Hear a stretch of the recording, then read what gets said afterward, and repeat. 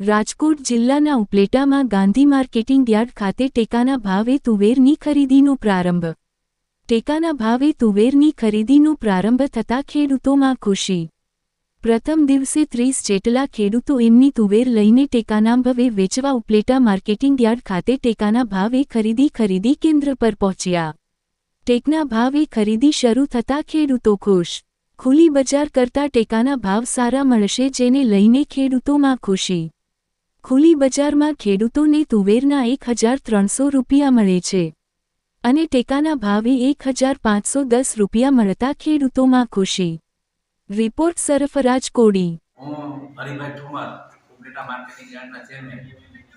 આજરોજ Upleta marketing yard ખાતે તુવેર અને ચણાની ખરીદીનો પ્રારંભ થયો છે। ખેડૂતમાં ખુશીનો માહોલ છે।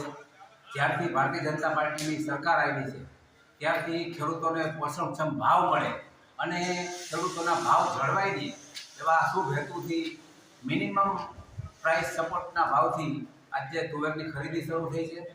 વધુમાં વધુ 4000 કિલો એટલે કે 200 મણ જેટલી તુવેર એક ખેડૂતની ખાતાથી લેવામાં આવશે અને 1510 રૂપિયા મણના ભાવ લેખે ખેડૂતોને ચૂકવણું કરવામાં આવશે।